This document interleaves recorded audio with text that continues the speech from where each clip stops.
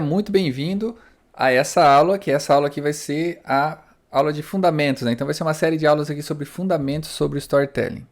E aí, pessoal, o storytelling, ele está em alta agora, o pessoal acha que é uma coisa nova, mas não é. Ele é muito, muito, muito antigo. E aí agora a gente precisa começar a entender várias coisas que são extremamente importantes. Não só para o storytelling, mas para a vida, tá? O que a gente precisa entender? Existe uma coisa chamada inconsciência e uma coisa chamada consciência. Dentro da consciência existem os níveis de consciência. Em uma aula mais profunda sobre neurolinguística, eu vou explicar muito bem isso para vocês. Então eu vou agora falar um pouquinho, bem básico e superficial para que você entenda. Tá? Então aos poucos a gente vai inserindo essas questões de neurociência e neurolinguísticas para que a gente consiga entender. Mas existe a inconsciência, existe a consciência.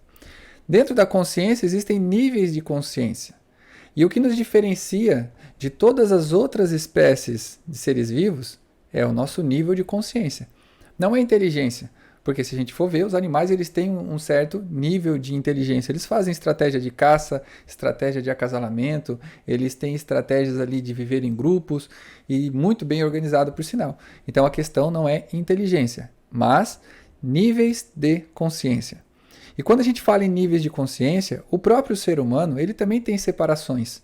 E por mais que isso pareça algo preconceituoso, mas existem níveis de consciência que separam as classes, né, geralmente faixa etária, seja por idade, seja por dinheiro, né, status social. Tudo isso tem níveis de amadurecimento e níveis de consciência. Por que eu estou falando sobre tudo isso? Porque aquelas pessoas que dominam esses níveis de consciência mais elevados, eles dominam as narrativas de storytelling. Porque hoje a gente consegue entender com as fake news como muitas pessoas são manipuladas por histórias.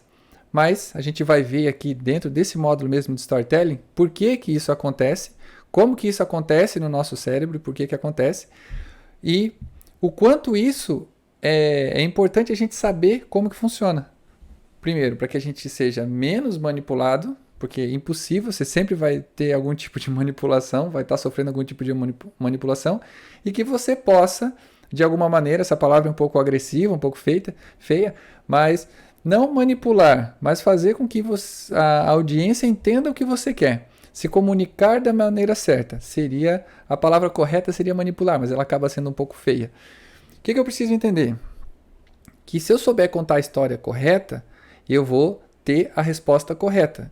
E nem sempre a história que eu estou contando de uma maneira intencional para ter um resultado, ela é uma história, eu estou fazendo mal para alguém. Por isso que quando você aprende uma ferramenta poderosa como essa, você tem que entender muito bem qual que é o seu coração. Porque como a ferramenta, como essa de storytelling, como eu vou passar para vocês, como está escrito aqui nesse livro, esse livro aqui eu escrevi ele fazendo muito mais para uma ficção. Só que se você trazer isso aqui para a realidade, você consegue fazer com que as pessoas que estão lendo o seu material ou que estão assistindo o seu vídeo façam exatamente o que você quer, porque você vai entregar uma mensagem para ela. Então, esse é o grande poder de todo storytelling. Olha que parada alucinante que eu vou falar para vocês agora.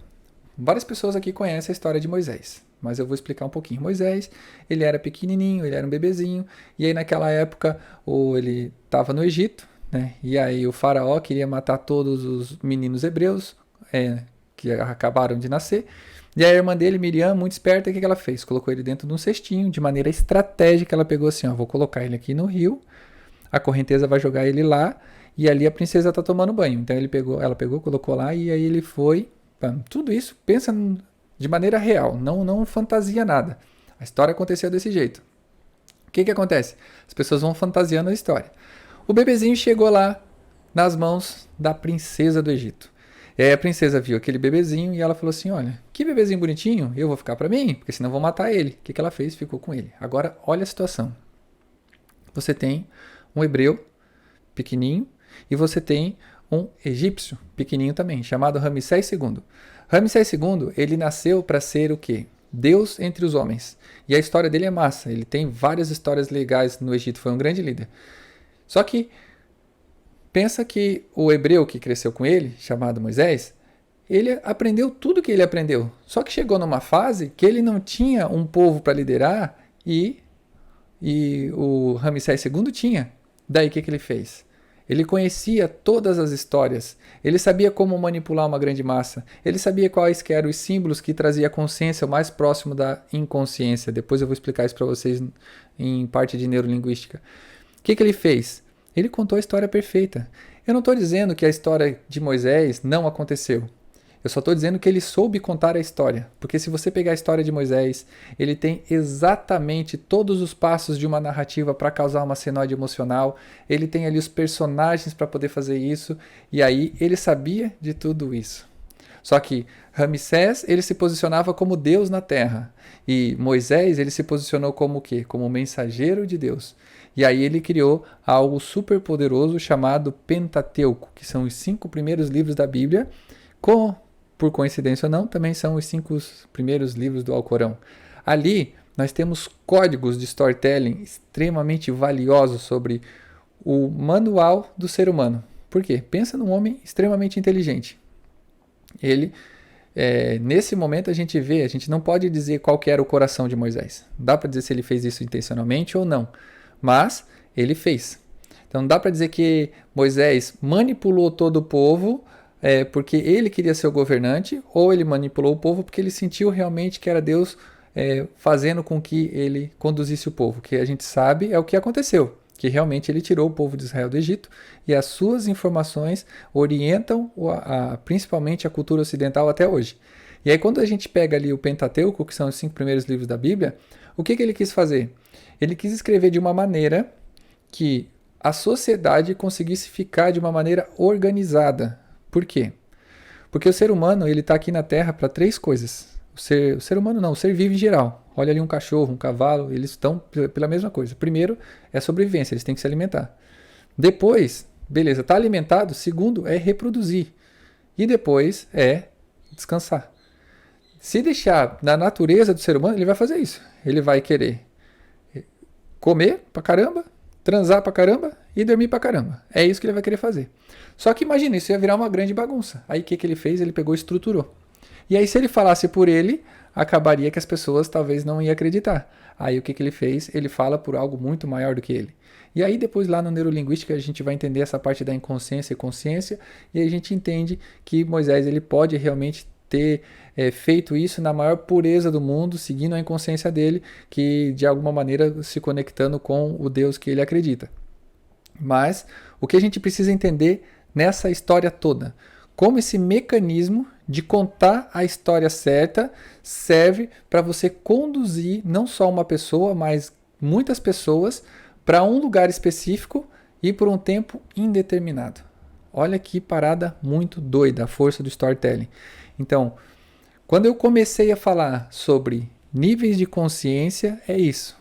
É você entender uma história como a história de Moisés e entender que ele usou diversos pontos de uma narrativa muito bem contada para poder conduzir o povo de Israel. Sinto muito. Desculpa. Eu não consigo retroceder. Desculpa. Para conduzir o povo de Israel para fora do Egito e aí lá fazer o que era o objetivo dele. Só que isso não gerou uma consequência apenas naquela época. Nós hoje sofremos consequências daquelas palavras de Moisés. Eu não estou dizendo que está certo e não estou dizendo que está errado. Eu quero que vocês tenham aqui visão fria e crítica de tudo isso, para que vocês consigam perceber como as histórias são contadas e aí vocês comecem a organizar as histórias de vocês e começar a contar a história de vocês da maneira correta. Beleza? Então, essa primeira aula aqui, ela já se estendeu um pouquinho. Eu geralmente gosto de trabalhar ali em torno de 8 minutos. Eu quero que você escreva aqui embaixo o que você achou dessa história de Moisés, tá? Na parte de neurolinguística, nas nossas aulas online, ao vivo ali, a gente vai conversar mais sobre esse assunto. Mas, escreve aqui embaixo o que você achou. Se você acha que essa história ela foi bem contada ou ela aconteceu naturalmente. Que pergunta difícil, hein? Espero na próxima aula.